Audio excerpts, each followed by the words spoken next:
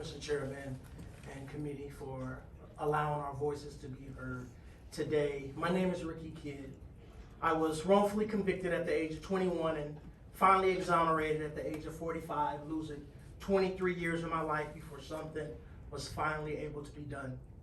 In 1997, I was convicted of 2 counts of first-degree murder and 2 counts of armed criminal action, sentenced to multiple life without the possibility of parole. All of this happened even though I had an alibi and even though there was evidence pointing to the real perpetrators of the crime. In 2007, Professor Sean O'Brien, along with the Midwest Innocence Project, began representing my legitimate and very strong claim of actual innocence, investigating and litigating to present that evidence to the court. That path was long and procedurally complicated, winding its way through federal and state courts where the focus was primarily on whether or not I could even be in court and not on the evidence of my innocence. In the end, it took 12 additional years for my family and I to finally receive justice. In those 12 years, I lost out on seeing my daughter graduate and walk across the stage. I lost out on time spent with my family during important holidays that we all have grown to love and enjoy. I lost out on precious time with my grandmother before losing her battle with dementia. And I lost out on spending time with my stepdad before his passing.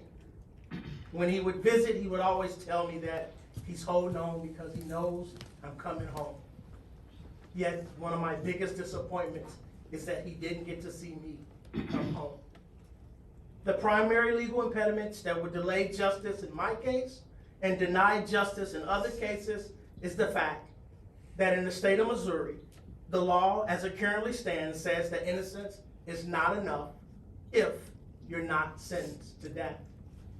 I was released and ultimately exonerated primarily because the prosecutor withheld key evidence that spoke to others' guilt and my innocence.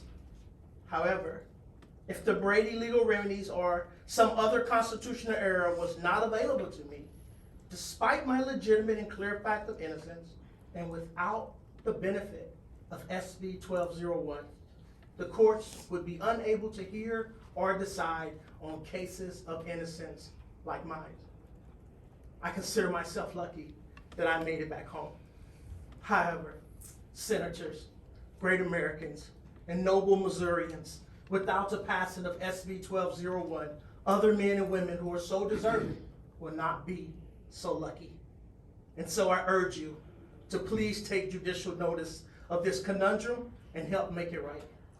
Not just for those who are believed innocent, but for the integrity of our justice system and for the best example of doing the right thing here in Missouri. Thank you. Thank you for your testimony. Any questions for this witness?